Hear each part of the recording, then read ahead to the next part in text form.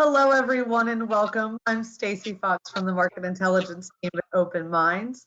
Today, as part of our weekly Circle Elite Executive Roundtable series, Michael Stevens, Director of Business Development at Lancaster Behavioral Health Hospital, and Open Minds Senior Associate Erin Pressel will discuss best practices in capturing and managing the increasing volume and acuity of mental health referrals. Michael Stevens brings over 15 years of business development experience in the healthcare industry.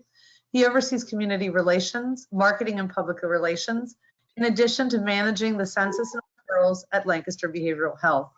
Erin also brings nearly 2 decades of experience in the health and human services field with expertise in referral development and management, business development and implementation of growth strategies, strategic planning, and marketing and communications. Before we get started, a few housekeeping reminders. While your audio will be muted during today's briefing, we want to hear any questions you may have. Please feel free to submit those in the question box on the right side of your screen, and we'll present them at the end. Also, the slides and recording of today's briefing will be available on the Open Minds website by tomorrow. Erin and Michael, I will turn it over to you. Thank you. Welcome, everybody. Thank you for joining the webinar today. And thanks, Michael, for being a part of this. What I'm going to do is I'm going to go to the first slide here, and we are going to, well, hang on one second. Make sure my technology is working well. There we go. And let's go over what the agenda is today. Thanks. So we're going to talk a little bit about COVID-19 and the impact on mental health consumers and providers, some of the increased challenges with the acuity of consumers. So a lot of people that are coming in now to the mental health system have a lot more severe mental illnesses. So how are we handling that as we move forward? Building referral processes with limited resources. A lot of our referral teams, a lot of our marketing teams are not able to go visit some of the people that they have relationships with. So how are we fostering those relationships? Reducing barriers while focusing on quality of consumer care and adequate reimbursement. And then where do we go after this? How do we improve our referral processes? How do we handle the admissions and referrals that are coming in now? So our objectives today are how do we maximize and develop referrals? How do we foster those relationships? How do we handle the referrals that are coming in with limited staff? A lot of us are very short on staff now, have difficulty hiring and retaining staff.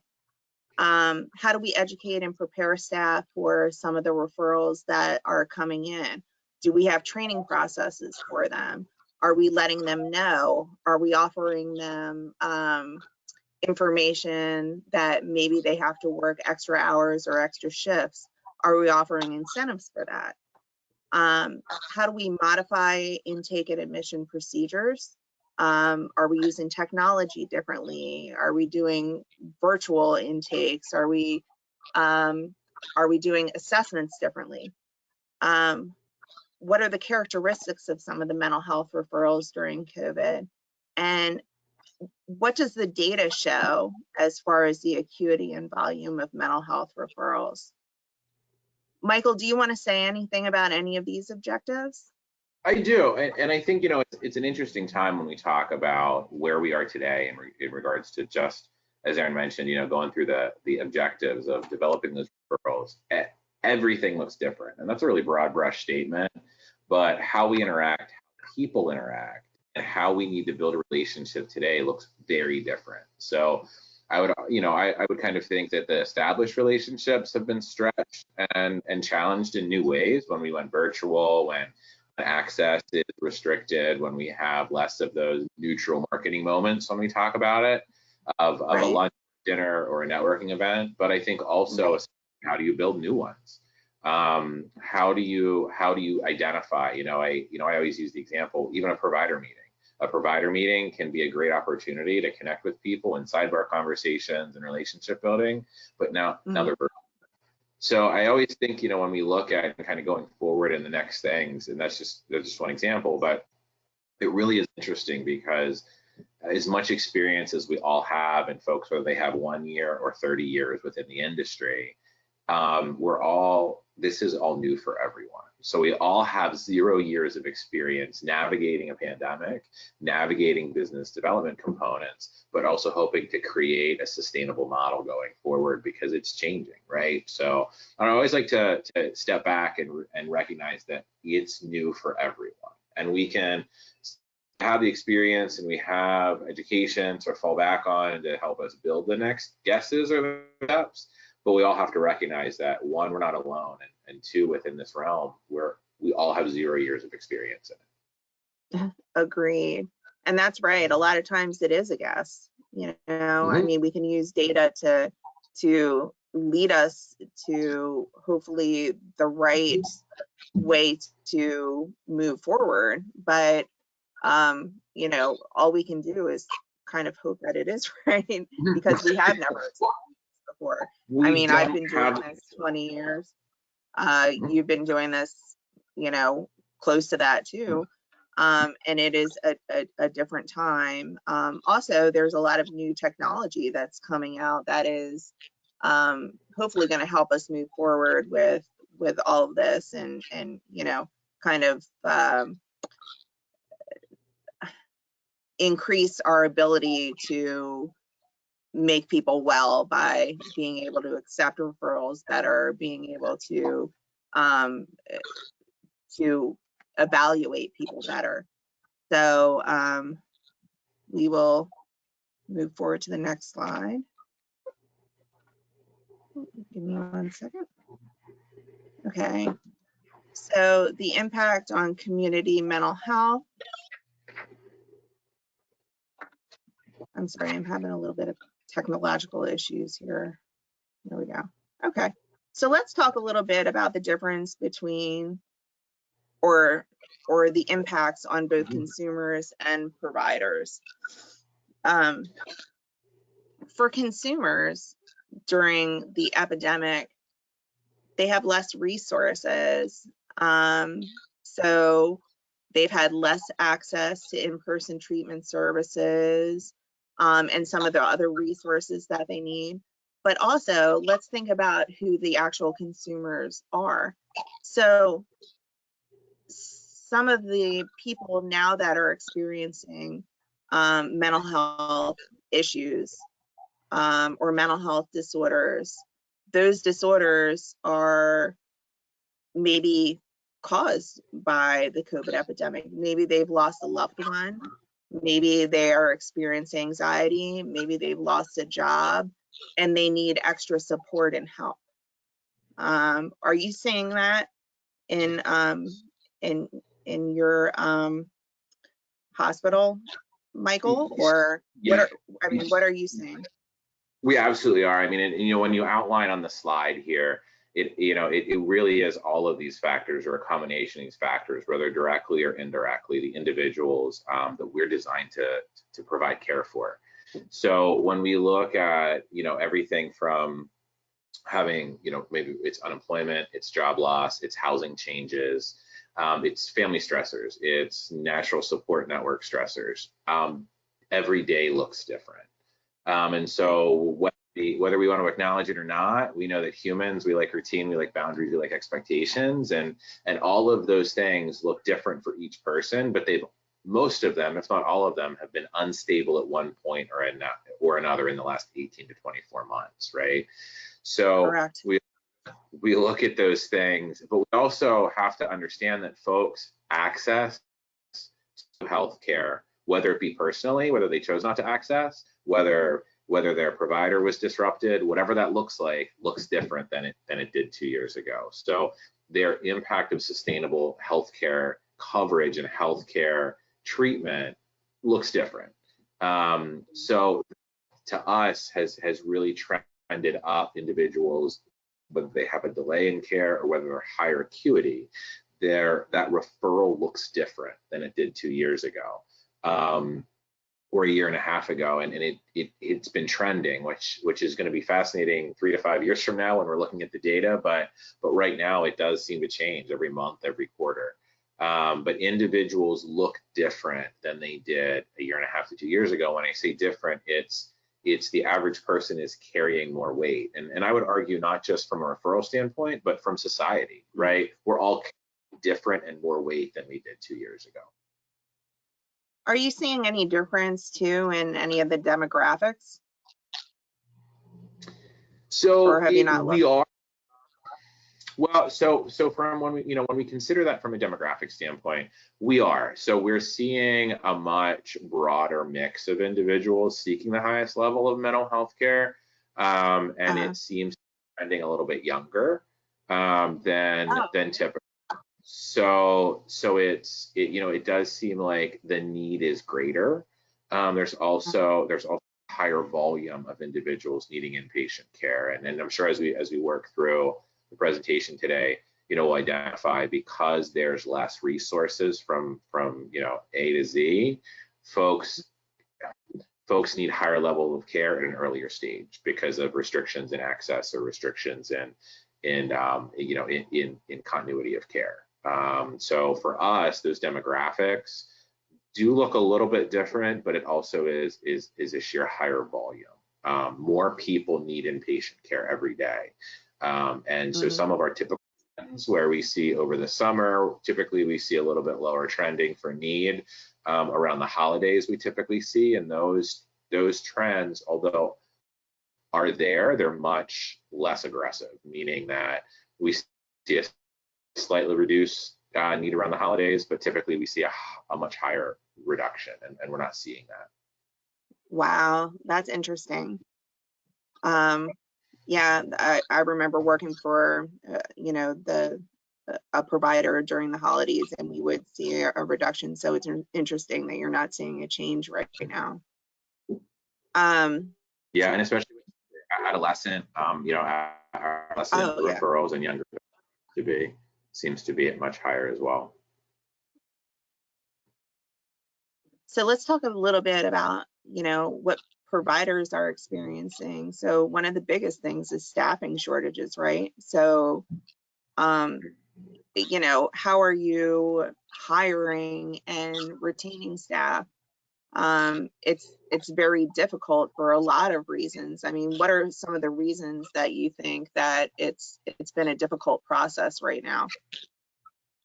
I mean, I think everyone is hiring, which is always creates a challenge across the board. But I think, and I think a lot of this data is still yet to come, right? So why are folks changing jobs, changing positions, walking away from one job to take on an entirely new career path? Why is tenure and longevity not as ranked as high as it was 5 years ago or 7 years ago? I think there's a number of reasons of why people are choosing what they're choosing to do. But for us, we're seeing across the board just a challenging market. So everything from nursing to providers to to support staff, operational staff of the hospital. There's just less staff. So right. it creates kind of a secondary subset where individuals that are working within the organization are at threshold or exceeding capacity. So staff are doing more with less today. And just like we kind of talked about a little bit in the earlier slides, we have so many societal and cultural factors right now occurring, plus a higher work demand, plus a higher acuity they're serving, or providing care for. All of those factors, not only do they create staffing shortages as less applicants, but we also have our workforce that's maxed to threshold, which means higher resignations and higher turnover. Right, and also, I mean, just some people are scared right now to work in the healthcare field. I mean, you're around people all the time, and COVID is very very scary for some people, and working in the healthcare field around folks that may come in and may be sick. That's a lot of reason, I think, why people are changing career paths that may have been in healthcare before.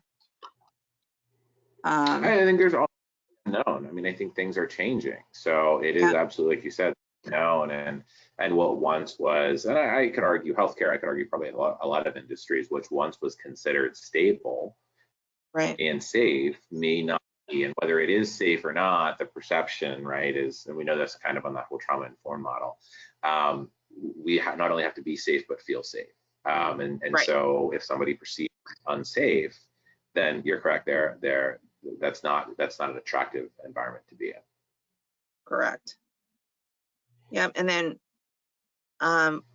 we can talk about some of the things that we have to put in place as far as how we do processes within our facilities. So the cleaning and medical protocols, the PPE now that people have to wear or did have to wear. Closing of your physical plants sometimes is, it happens often, or it did happen often when there was COVID positive clients within or consumers within your facility. And maybe you would have to close and stop taking referrals. Decisions around vaccinations, and are you going to have all of your staff be vaccinated, or are you not going to put that in place? And when you can't accept referrals, that leads to financial hardships as a provider. So less reimbursement, if you can't provide services, if you don't have enough staff for staff to client ratio, you may not be able to accept a referral. And modification of services. So it's something that all providers had to do to actually, I believe, stay in business now, is pivoting from in-person to virtual care. How did you do that? I mean, how do you do that so quickly? So those are some of the things, some of the impact on community mental health that have happened within the past year and a half, 2 years. Yeah, I mean, it's like I said, I'm anxious, excited. I'm not sure what the most appropriate word is, but to really see what it look like, 3-5 years from now. Right, me too. So with the epidemic, 36 to 45% of Americans say that their mental health worsened. And if you look at the stats here, and I believe that this is from psychiatry.org, I think this is from 2020. 57% were concerned that the COVID-19 outbreak would have a negative impact on their finances. 68% fear that the coronavirus would have a long-lasting effect on the economy. 48% are anxious about the possibility of getting COVID-19. I'm surprised actually that number is so low. 40% are anxious about becoming seriously ill or dying. 62% are anxious about the possibility of family and loved ones getting the coronavirus. Trouble sleeping and consuming more alcohol or other drugs or substances. And that's something else, I mean, we can talk about too, is, the substance use disorder providers and what they're seeing as far as referrals. They've been fighting with their partner or loved one. When you put two people in the same house that haven't been in the same house, sometimes it can cause a lot of turmoil. And then people concentrating on other things or they're having trouble concentrating on other things because they're thinking about the coronavirus.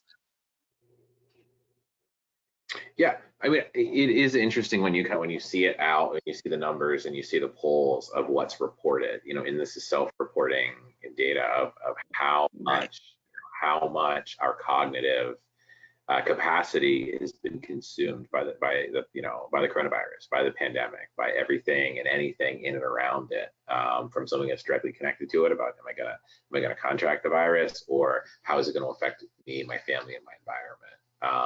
And if we add that up, the average person, is it 10% of our brain capacity? Is it 15% that's spent every day? So that 10 or 15%, and at that point, we don't know yet. So let's just use that as an imaginary number. So if we think of that 15% that's going to be spent worrying about COVID, COVID-19 every day, or the coronavirus every day, how does that impact feel, what we're thinking? And then where does that 15% come from and what we normally look at each day? Right. And, when we look at the impact on frontline workers and how it's affecting our staff, these are some really interesting numbers too. So if you look at the 42% that reported negative impacts on their relationships with their family members, there's a lot of reasons for that, right? So maybe they've been working a lot more than they normally work. Maybe they've, been exposed to the virus. There's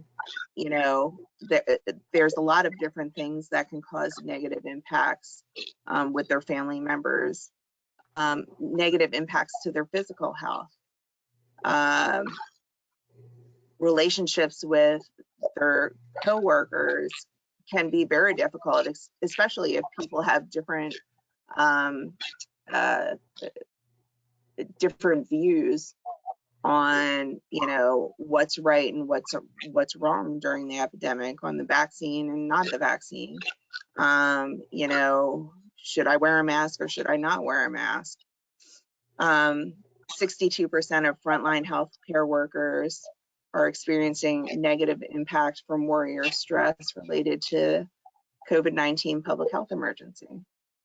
So there's been a lot of difficulty within the front line, which can cause, staff shortages or people resigning and things like that. I mean, what are you seeing? No, I mean, it is very, I think when we talk about some of those shortages and we talk about some of those gaps within the realm of staffing and those frontline workers, those operational components, it actually shows through. And you kind of have a number of different folds with that. But when you look at individuals, even within the same department or the same health system, if they have opposing roles, if they have opposing thoughts, it creates a tension or it creates a subset within a work environment. We also have to be really mindful of, just like what you outlined, Erin, is also the morale within the organization. So, we have many different factors when it comes to our work environment.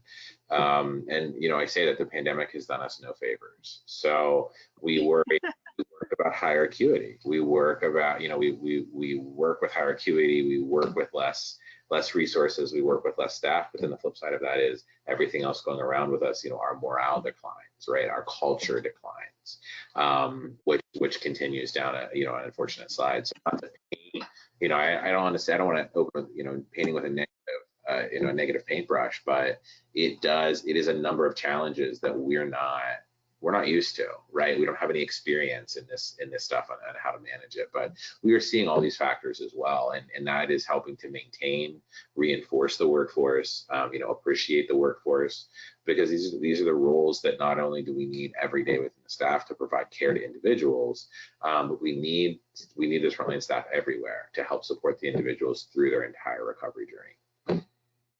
So what are some of the things that you think are beneficial in terms of supporting the workforce? Are you doing any kind of debriefing with workers? I mean, what is working there? What is helping to support them through this?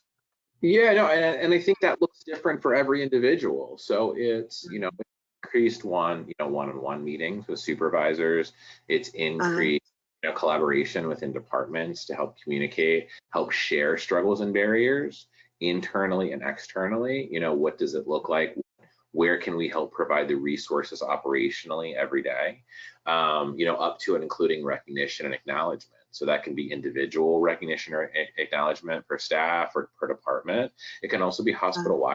So everything from, I always say that, food trucks and everybody loves food, right? An appreciation to say, let's take work and let's work on that. And so I think it looks different. I think one of the answers or best practices to this recognition is we have to understand that we always say no two people are alike, nor should that recognition or acknowledgement look right. So identify who your workforce is, and then be able to have a couple of different tools in your bag to be able to utilize that when you need to, because we do need to show appreciation, acknowledgement, and recognition for everybody, for everybody that stands here today. So what, again, everything from, like I said, that food truck to individual acknowledgement or additional compensation, additional whatever that might look like. But you need to know that your staff looks and needs acknowledgement differently. So one of the things that we actually always utilize as well is on new hire orientation from the day the hospital opened, we have folks fill out an employee recognition form. So it helps understand a little bit more around what the employee is driven by or strives for. So what type of acknowledgement, what type of recognition, and that helped to drive some of our activities that, even if it's around the holidays or it's especially the time where we want to show that. We have kind of a form that everybody fills out, and then each manager or department head keeps track of that within their own direct reports. Oh, that's a great idea. And shamelessly, we've seen some really great ideas on that form that we've been able to implement across the board. So it's been very, very beneficial. Yeah, it's great to ask and survey staff, and also to provide a really good communication platform for staff on staff too. How do they communicate? How do they talk about what's going on? And also wellness programs and EAP programs are very helpful right now to folks. Yes. So EAP utilization is important. I think that's something that we, look to push out more communication on. What's your recognition? What's your resources available? So we've done more of that too, as more of that promotion of the EAP services and other resources that the staff have available to them. And here are some stats that are kind of interesting too. When you look at the actual age groups and what they're reporting about their worry or stress about COVID-19. If you look at the younger age group, 18 to 29, the percentage there is very high. 75% of that age group is reporting worry about impact of COVID-19.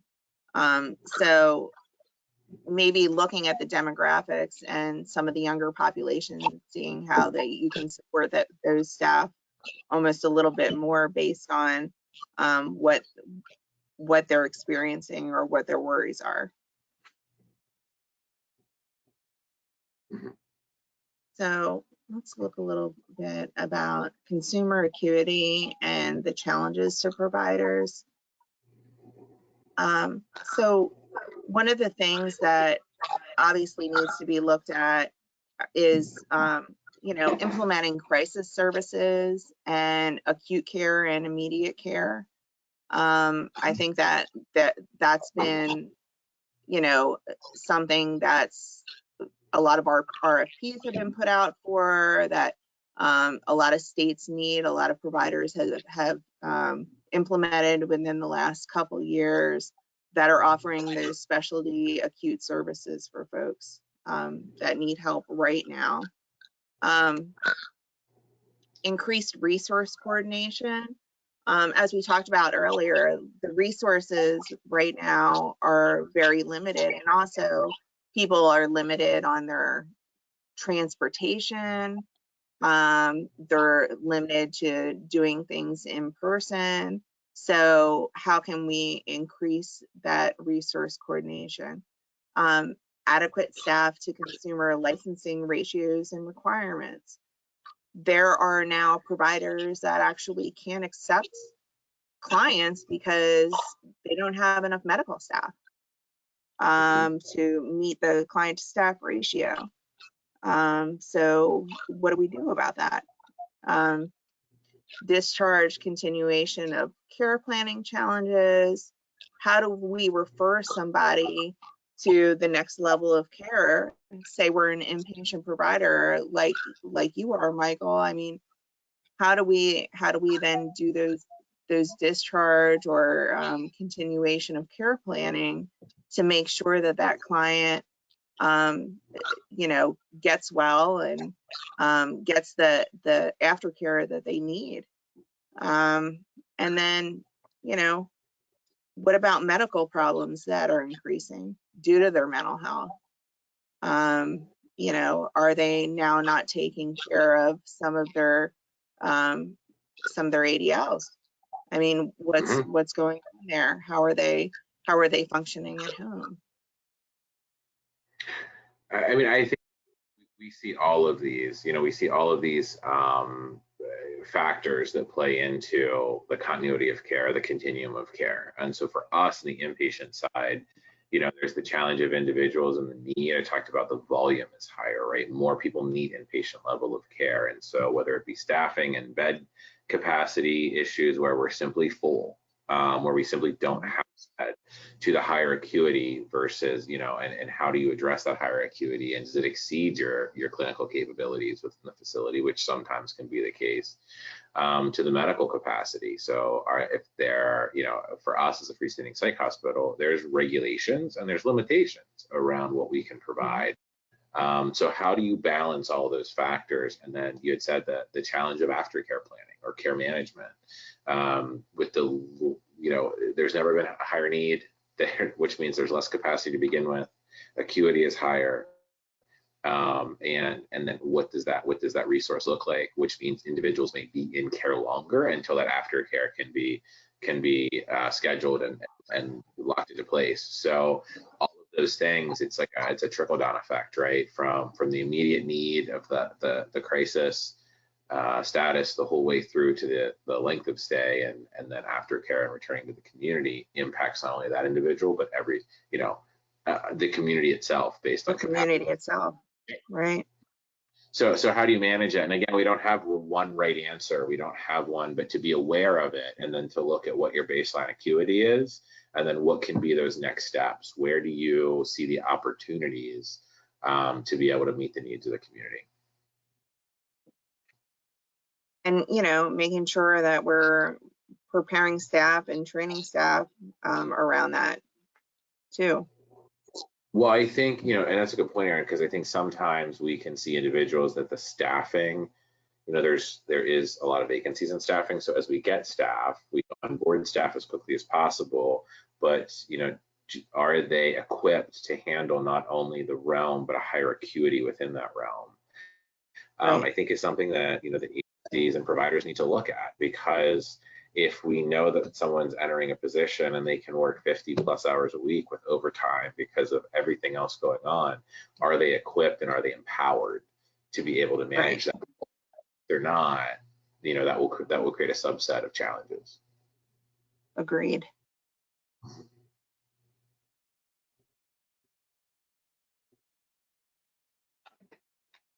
Okay.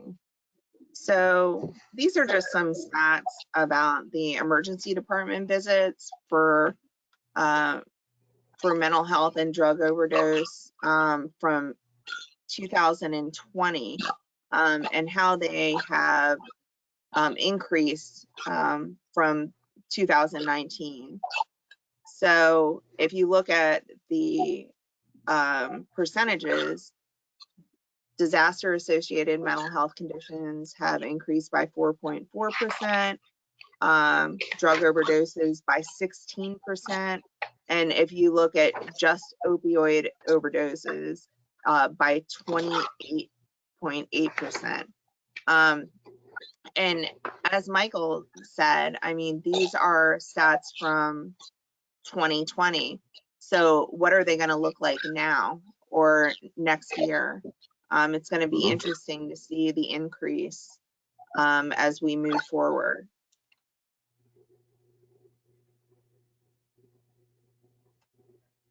So how do we build referral processes with limited resources?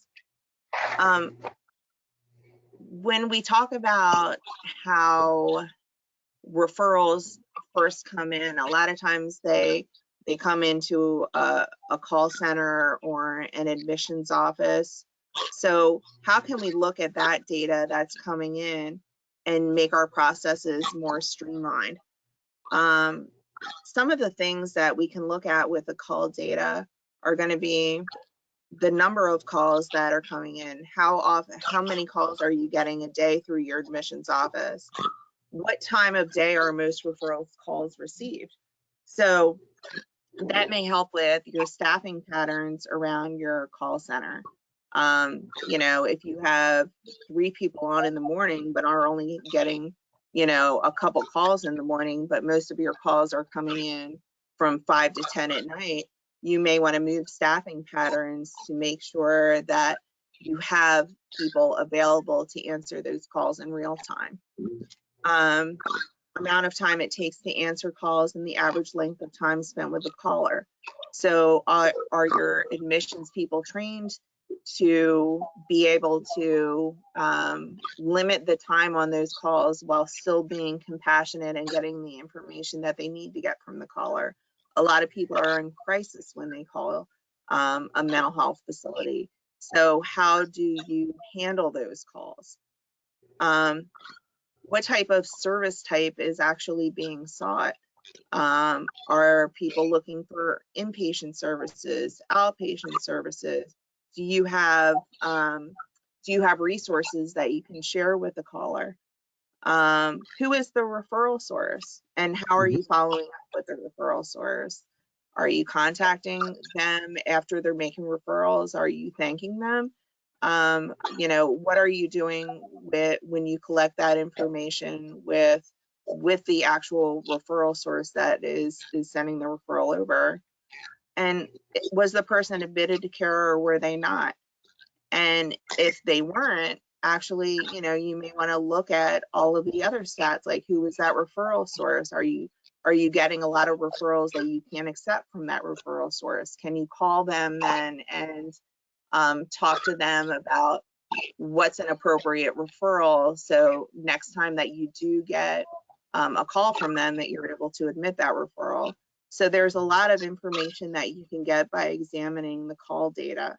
What are you seeing with your admissions department at Lancaster Behavioral Health Hospital, Michael, in terms of call data? And I think it's interesting, just like you said, Erin. Yeah. So our trends are changing, and our trends are adjusting. It's interesting to monitor and also, you know, continue to track, because again, I keep saying that, but the data and the trending is different. So we're seeing a higher volume of calls in general. Looking at, you know, we're looking at the acuity of those calls. We're looking at, you know, what is the workflow? So what does it look from the start of that referral coming in to the time that we can accept or deny, and or go for placement or schedule for admission? What are some of those matrix around the workflow? So how much time does it take your admissions department or your admissions staff to go from the phone is ringing to an outcome? And then if the outcome is acceptance, how long does it take from acceptance to the individual is in the care level of care that they need? So those types of things, you know, we had mentioned before, transportation, access, capacity, ability, all of those are factors around that change. So that's why, you know, I recommend that we stay on top of looking at it weekly, looking at it, you know, daily, weekly, monthly. Daily. You have to follow it daily, and, you know, you have to look at those trends on a weekly, monthly, and quarterly basis so that you can adjust. So, you know, a year and a half, 2 years ago, you may have not looked at certain much the workflow of the individuals, because your staffing was robust and your systems were in place for that. So know that when you have staffing shortages and you have overworked staff, your workflow looks different. So is there areas that you can lighten that workflow or simplify it? So sometimes we have processes or practices in place because we had them there for 20 years and they've always worked, but now is an opportunity where we really do have to look at how do we adjust that workflow where we can. And you know, I say lighten the load, not as a negative connotation, but how do we support the staff and be able to open access or be able to support access into the, you know, into the level of care the individual needs, and then help support the community as well. And then we also look at, so if we know a couple of factors, so if we look at, we know what the workflow looks like, we know that it takes, you know, I'm making up numbers for the purpose of this, but if we know that it Right. takes 73 minutes from start to finish, from a referral to an acceptance to a scheduled time of admission, what is that piece that it talks about, you know, taking a referral, reviewing the referral, and going back to close it out? Because then we look at conversion rates, or we look at, were they admitted, were they not? Because remember, if those conversion rates are lower, that front half of that workflow is still happening. And again, so you're kind of, you really want to be sensitive to your energy in the front of the building, or the admissions department, so to speak, because of that matrix. Because when we're occupying staff, we know that it could be impacting the community and in other areas that's needed. So if there's referrals queued and you're working through those referrals, there is folks in there that, if you do have the capacity, that need to get into the care as quickly as possible. So there's a number of factors we keep monitoring. And like I said, for us, what we see is, like, even our highest volumes in a 24-hour cycle has changed. So typically, you know, for us, typically Wednesday, for whatever reason, Tuesday afternoons into Wednesday midday was a lower volume in a 7-day cycle. So now, so that was 6 months ago. So right now, the middle of the week is a higher volume than it has been traditionally for the past year. But to your point, Erin, you have to know that to be able to adjust, and you have to be able to know to adjust the support that you have within Right. each It's department. very important. It's very important to evaluate that data. And I would suggest actually evaluating it on a daily basis. Make sure that you have that data tracked, whether it be in some kind of system or on a spreadsheet, however that you want to do it. But it's important to look at. And we found that, you know, forecasting using previous year's data or prior year is not as accurate as it was. So you know, I mean, 3 years ago, I would stake my career on exactly, I can tell you where the peaks and valleys are throughout a 12-month cycle, but right. if you're looking at that data, it doesn't apply anymore. It doesn't, it Right. simply doesn't apply. Right. It's definitely changed. So, you know, we talked a little bit about this. Make sure you're reviewing the call data periodically to provide a good starting point in how to adjust your intake process. So, you know, adjusting staff schedules to accommodate higher admission times, increasing the amount of staff taking calls based on average call volume. If length of calls are too long, providing training to staff. And if some services are not being sought by callers, they may need to be marketed more. That's another thing. So, you know, look at what services that callers are calling about and for. They may not know that you have other services to offer. Right. So definitely looking at those opportunities and those enhancements, you know, within your call cycle, right? So look for, you know, and even somebody that doesn't result in a call or referral, that doesn't result in a admission, so that conversion, you know, be aware of the intent of the call and be aware of what information you can capture from that call. Right. Yeah. And follow up with referral sources regularly, very, very important. So make sure that you have a team member that's dedicated to that. You know, making sure that you appreciate the referral source, that you're asking them if there's any problems with the way that you're processing their referrals, what can you improve upon.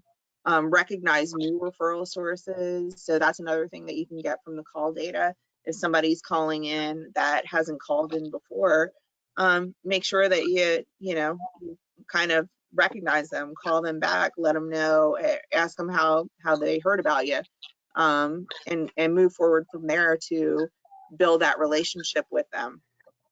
And I Use think, technology. Oh, I'm sorry, go ahead. no, I just wanted to pause on that bullet because I think it is really important. And again, Right. I've said up until the last 2 years ago, I would say everything. If you're an established provider, there's very few new referral sources, right? So I Right. think we might look at that weekly, we might look at that monthly, we might come back and do recognize, but I would say to your point, Erin, daily, we have had more referral sources and agencies reach out to the hospital in the last 12 months that typically, because the volume, the need is so great. You have individuals, you have agencies, you have entities, I should say, entities is probably a better word, that would never typically be calling to try to get someone there. That you don't. I mean, we've done a lot of work with some of the church organizations within the community, a lot of work with the school systems and private schools.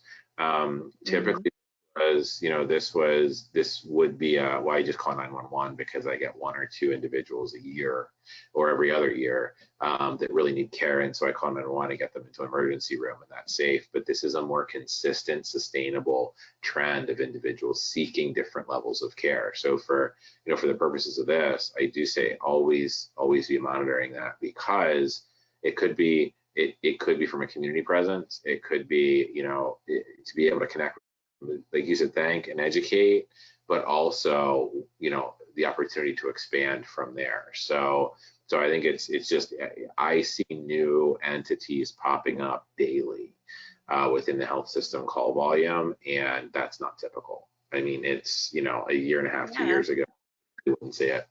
I mean, think about it. You have new types of referrals coming in. You're going to have new referral sources. People that may have never been referred to a mental health system before are now being referred, and they are coming from a lot of the community resources that you spoke about, churches, school systems, things like that. So, it is important to recognize those new referral sources and find out if there's any way that you can improve the process with them, of course.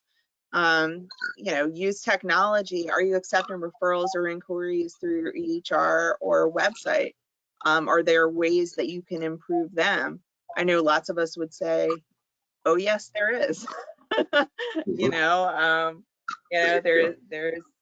There's some, difficulties there, but what can we do to kind of enhance those? Are we advertising through social media? It's a free way to advertise if you're doing it yourself many times. So there's things that you can do to promote different services that you're offering, or and build new relationships. Is there a way that consumers can contact you for additional help or aftercare through a text or in an app or through your website? Those are things to kind of look at and see if you can implement. As we know, that's the new way of communication, is through text a lot of times, or through applications that you have on your phone, or sending inquiries in through a website. So how do we modify maybe what we've done 10 years ago to be more current to now? Standardizing the process. So are staff properly trained on action steps? Are we providing referral sources with a list of necessary items that need to be submitted during a referral process? That's a way to make a referral process easier. Sometimes we may get a packet of information and it's missing 5 things that we need to process the referral. It takes more time from our staff to get the referral process adequately. And it also takes more time for the client to get admitted into care. So how can we streamline that and make sure that our referral sources know exactly what we need to admit that client when the referral process or the admission process starts? Reduce wait times. So try to be staffed adequately during busy times. And there are ways to make sure that you project open beds. You know, when are you, if you are full a lot of the times, which a lot of the mental health providers are right now, how do you project when a bed is going to be empty so you can let a referral source know, hey, we can accept this person next Friday? You know, make sure that you're putting those processes in place. Is there anything that you want to add there, Michael? No, I think, you know, it's just kind of towards the bottom there, you know, standardizing the process and really just working for, you know, looking towards planning ahead is absolutely vital. So knowing when, one of the things that has worked well for us historically is understanding, projecting beds, meaning when individuals are leaving and those beds are available, and then queuing for admission. So if you have folks in emergency rooms or CRCs, in our case, if the day is not a possibility, is tomorrow, and if so, we can queue you for admission and transfer in the morning or in the afternoon or whatever it looks like when that bed is available. It helps reduce the community burden of you know, of sustaining individuals outside of the level of care that they need. So it has been successful. It can, full disclosure, can be a little painful at times, but if you know 24, 48, 72 hours out what your open beds will look like, it does also take a burden off of your staff from scrambling on a unit turn or on a bed turn in our lens, but also managing caseloads at different levels of care or managing, you know, the intake versus the discharge. So, you know, there's a number of things that you can kind of do around that also helps your staff be a little bit more of a consistency regarding caseload and workflow. Yeah, and I know that we're running short on time, so I'll just run through this slide and then a couple slides and then see if there's any questions. So one of the things that we can do moving forward is develop and expand needed services, explore some in-home services. So can some services be provided at home? Can we enhance some services, peer support, tech applications, monitor tech applications that monitor success or recovery, and education and prepare staff. Are employees aware of staff shortages? Is there a sufficient communication process? Is C-level executives talking to line staff? Are we talking about what happened from one shift to the next?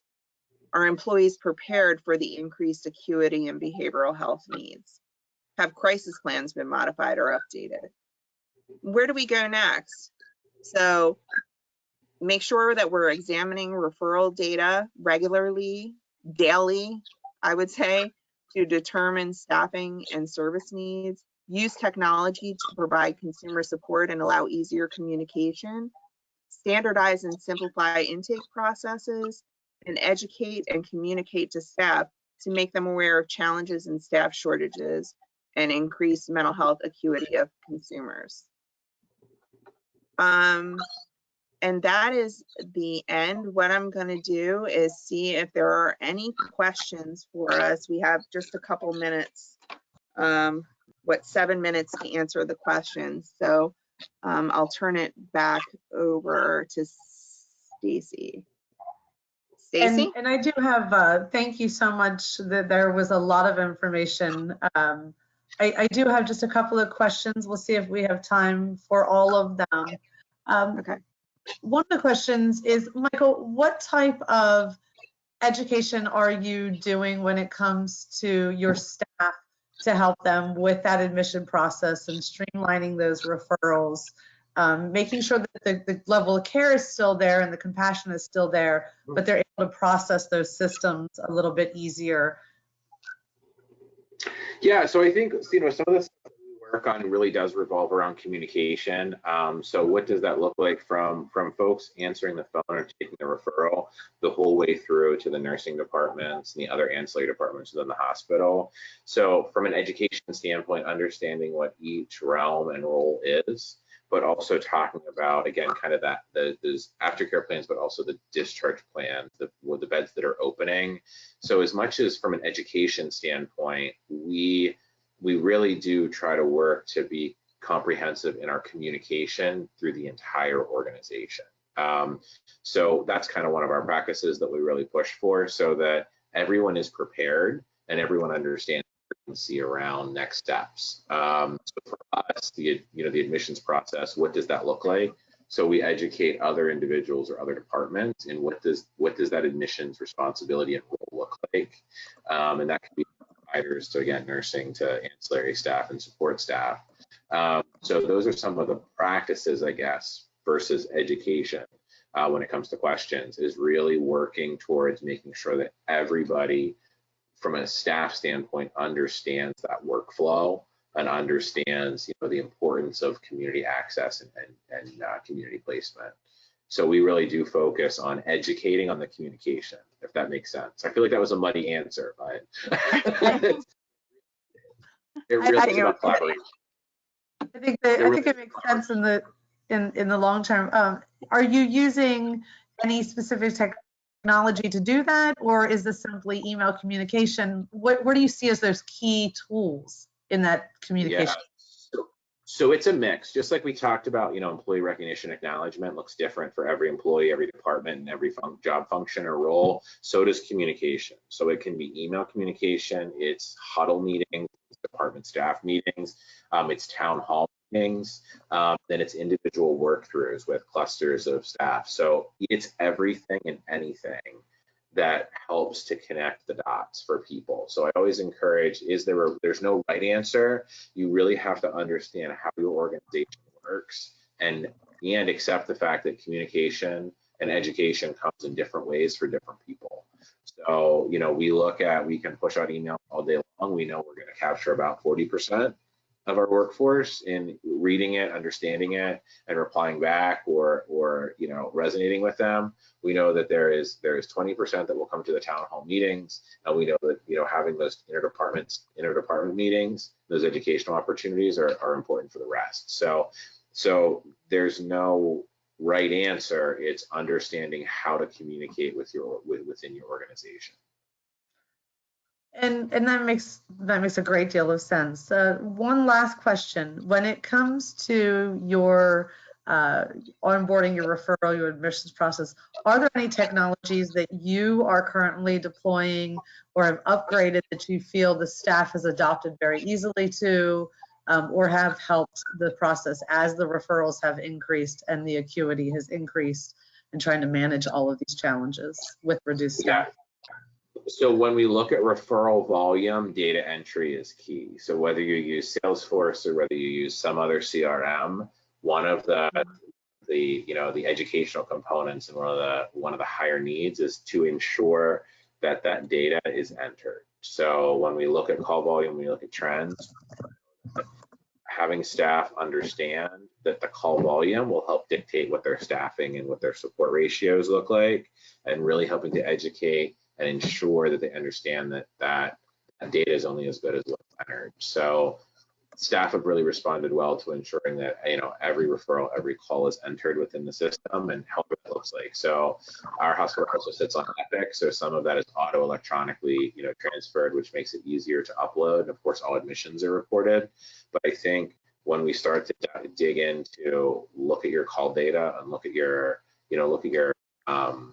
results and your trending, it has to be ensured that not only is the call, the referral information entered, and a reason or an outcome is recorded, but as much comprehensive information as possible. So who is the referral source? What is the time of day? What is the date? And then what does that look like? So I think our staff have done a really good job of making sure that all of that data is entered, because they know that it's set up because that's the trending that drives the staffing and the support around that. So good data is how you make future decisions, and they are part of the solutions when they put that into the system. Well, yes. Unfortunately, we are out of time. You two have so much information to share. I wish we had a little bit more time, but I do thank you both for joining us today. Thank everyone on the webinar for attending. I want to remind everyone that the slides and recordings will be available tomorrow on our Open Minds website. The full series of the webinars are also available on demand in the library. And we encourage you to join us for our next session on Thursday, December 16th at 1 p.m.